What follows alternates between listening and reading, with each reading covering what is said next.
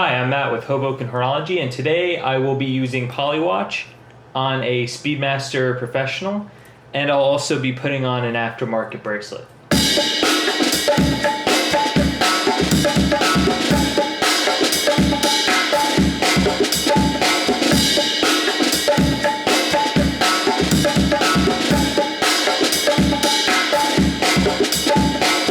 The Speedmaster Professional has a Hasselite crystal which easily scratches. Now this is an older watch, but they still make them today with the same exact crystal. You can get the Speedmaster in sapphire, or I should say with a sapphire crystal and a sapphire back, case back, but this is closer to the original, and this is one of the older Speedmasters. So using this PolyWatch, some people use toothpaste. I'm going to roughly polish down the crystal actually on the Speedmaster to polish out surface scratches. Now, mine was a vintage piece. My fiance actually bought me this watch, and it had some scratches on the crystal when I received it. I'm sure I added some to it. So we're going to tape up the bezel, and we're going to PolyWatch it. But before we do that, I actually bought a aftermarket bracelet, and I'm going to put the aftermarket bracelet on it first because I don't want to treat the crystal and get it into a pristine condition or a very good condition and then inadvertently scratch it while changing the bracelet or taking links out. So I'm going to do the bracelet first just in case. But here, this is my off-brand bracelet. Now this is very much like a Rolex Jubilee bracelet.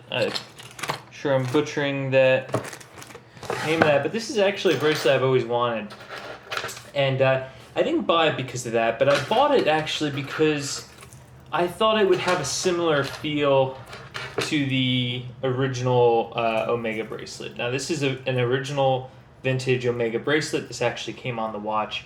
I was the first one to take this bracelet off of the watch. They feel very similar.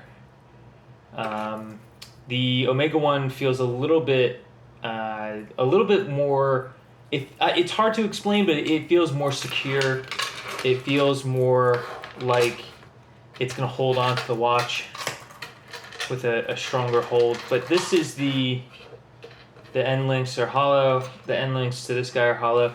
Now, it might be difficult to make out, but actually this is polished in the middle. These three links in the middle here are polished, and so are this area right here where it's kind of etched out. These are also polished. So what I did was I actually brushed the center and the center links, the three links in the center of the two ends here. I brushed them the best I could to try to give it more of a brushed look all the way through. And I feel that a lot of bracelets could benefit to having a fully brushed finish. This has one kind of hold right there. It has a very solid clasp, very solid click. But I was thinking about actually taking these ends in a little bit to give it just that much more security. The bracelet is designed in a way that it shouldn't come off of the wrist unless pulled in a very specific manner. So let's go on to attaching the watch. Now mine is on a NATO, which makes it much easier than actually taking a bracelet off. And what I will have to do here is I will have to remove these spring bars, and I will have to attach them with this link there. I'm going to do so off of camera actually, because the whole procedure of taking the bracelet off, the spring bars, and putting the bracelet on, it honestly makes me a little bit nervous. I don't want to do it on camera. Maybe down the line when I get a little bit better at it, I will be more comfortable with doing so. This is what we look like with the bracelet. Now, I have to say, taking these links out was fairly simple, fairly fast. Putting them back in, however, is another story altogether. It is not easy. It is not a easy task at all. It's quite the opposite. It's quite difficult to get them in. I found that it's interesting that the parts of the link actually spin. The flat ends are on the inside of the wrist, and the curved sides, the half moon shaped sides, are on the outside. And it would be pretty cool to kind of play with the idea of maybe one or two of the links on the inside being rotated in the opposite direction. But this is what it looks like. I noticed the hollow end links are kind of a little loose. Nothing's going to be scratching really. It's pretty tight, and it's falling in a fairly good spot. So this is what the watch looks like with the strange kind of aftermarket bracelet. I'll have to play around with it some more and see how I feel about it. But let's go into taping the Speedmaster and getting it set up for the PolyWatch. So let's do this, and we will do this here.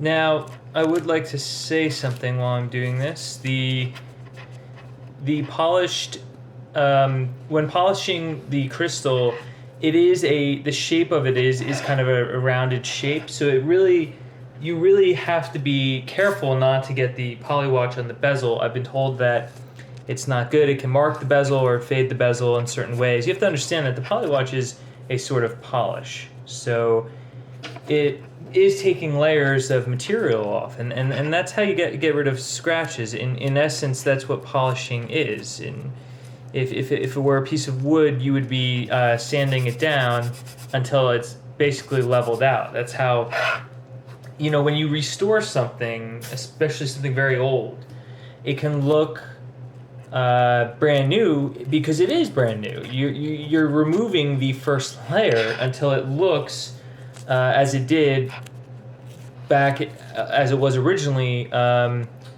or because you are removing that front layer. So that's why it's going to look so new. Now the question you have to ask yourself is if the ends justify the means, and in saying that I mean that if it's worth taking off excess material or taking off a top layer of material in order to have a cleaner or more a better aesthetic to the piece. So you can see me, especially when I fast forwarded the tape just then, is I'm rounding out the edges. As I said, this is overkill. I mean, you really don't have to do this. For me personally, I'm doing it because this is a vintage piece, and though you'll see me changing straps often, and I really try not to on this, I basically wear it on a NATO, and I wear it on its original bracelet. I bought this as a way to possibly keep it on a bracelet and to be able to change this. I actually just broke one of my own rules. I could have probably taken in the micro adjustments instead of taking out a link. But I think what I'll do is I'll move it in one more micro adjustment. I'm surprised that the bracelet is as tight as it actually is. It was almost perfect without taking a link out. And yet I still decided to take a link out to see what it would be like just a little bit tighter. Now, just using the last couple pieces of tape I have and trying to find any spots that I think that need a little bit. Now, when taping up a watch, you really just want to make sure you're kind of covered completely. But it looks like over here I'm going over the crystal a little bit, so I'm basically using my nail against the tape, trying to push it down. Okay, I think that's good. Now, a lot of people use special cloths, especially One's designed for using for wiping down watches or watch faces, but I've actually heard online that people use the cotton balls. Now, if we look at this, actually, if we take a look at this, I'm gonna try and see these scratches. Okay, so in the light, you can see that these scratches are pretty intense. There's quite a few scratches, a lot of scratches, and I have to say that this material scratches easily. It's something to know about the Speedmaster before you invest in one, is that it will scratch easily. I can even feel some of them. So what we will do is we will begin. Well, actually, before I do that, let's wipe this down, make sure that we're 100% clean, and let's try. Now, I haven't really used this. I've used a little bit of it, but I've never actually done a full treatment of the crystal. So actually, let's go counterclockwise. Now, as bad as those scratches look, and I have to say that they look pretty bad, especially on camera, I don't notice them that much day to day. There are a few scratches that are pretty bad that I will see day to day, but other than that, the majority of them are as bad as it looks on camera. They don't show up as much when you're looking at the watch. Now, when you are using PolyWatch, it's easy to become alarmed because it will seem at first like you are doing more harm than good. Mostly because of the haziness the crystal will appear to have when using it. But you have to just keep going, and you have to keep rubbing. And in some essence, the PolyWatch is making things worse before it's making anything better. Because as I said before, you are losing a layer, roughly a layer of material. Now, how big or small that is, it's not something I would know. I'm going to add a little bit more. It seems like I have a little bit of a haze going. So let's add a little bit more. I'm going to use a different.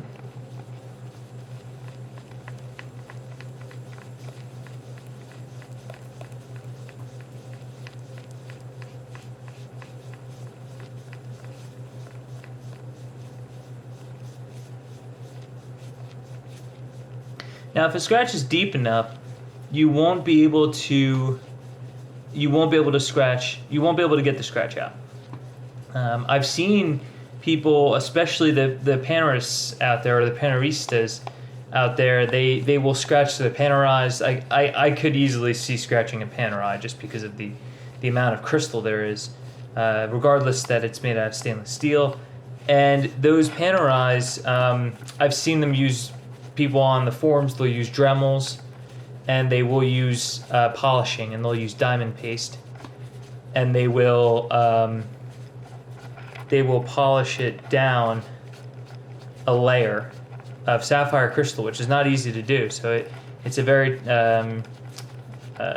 it's a long process, and it takes a lot of polishing, and basically you really can't give up. You have to keep going until you are completely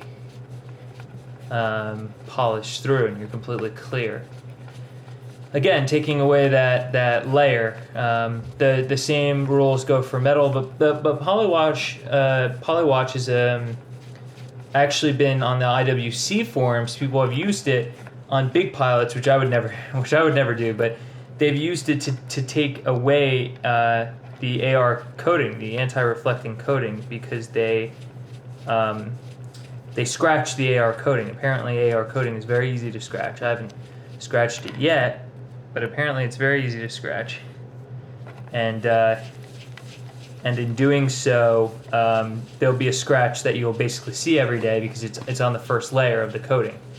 So a lot of people don't scratch the sapphire, but they do scratch the coating, and they say you take PolyWatch and you basically just remove the coating. And in doing so, you will have a clean piece of crystal. I think that it's a good idea to remove the coating if you don't like the blue coating that IWC gives off.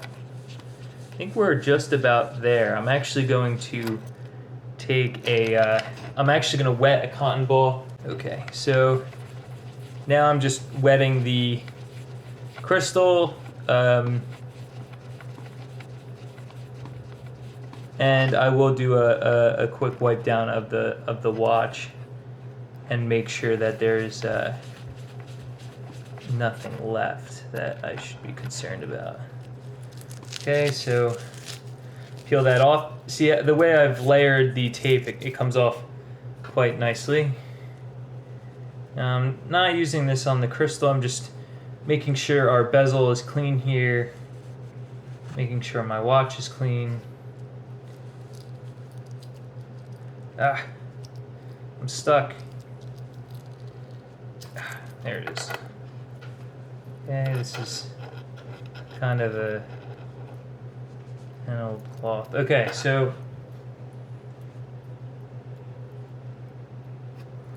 you'll notice that I actually have a pretty serious scratch down by the 3 on the chronograph, right down the middle there, and it's funny, I don't remember this scratch being that bad, but I think that you'll see that with PolyWatch, is that it will intensify some scratches, I feel, because it's just that it's removing the scratches that the smaller ones that in some cases I think could cover up the bigger or worse scratches, but I have to say it looks really good.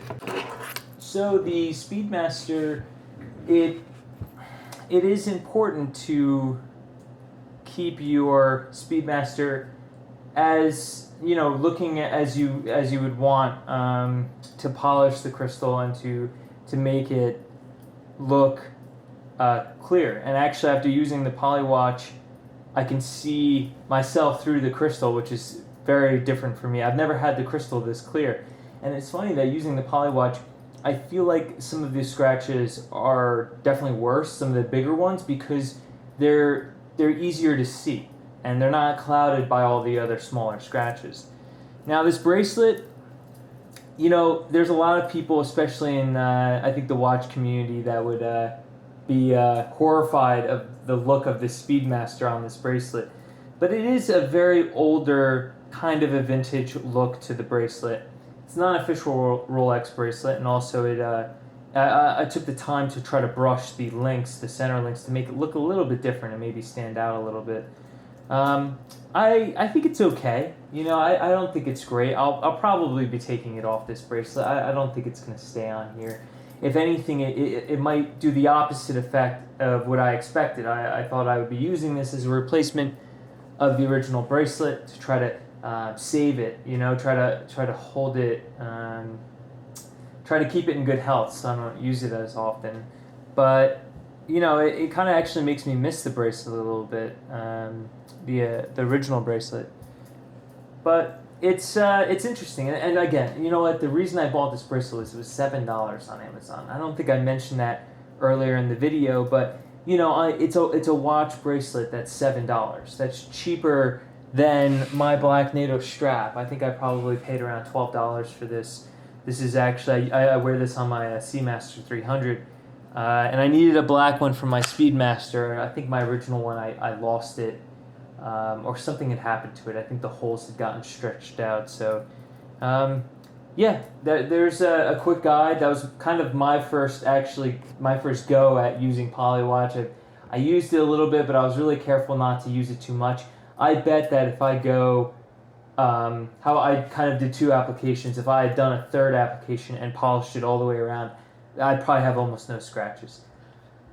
Now, my sapphire crystal AR coating being different, like on my Pilot, but sapphire crystal, you can pretty much unscratchable, right? Diamonds, brick walls, dropping it on the ground, these are things that will scratch sapphire.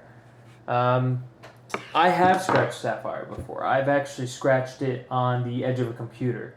and I work. I'm constantly, if I'm working and I'm using my laptop, if I was laying in bed or something like that, I'd actually scratched my my watch, my computer. So, you know, it can be scratched, and I am somebody who has scratched sapphire.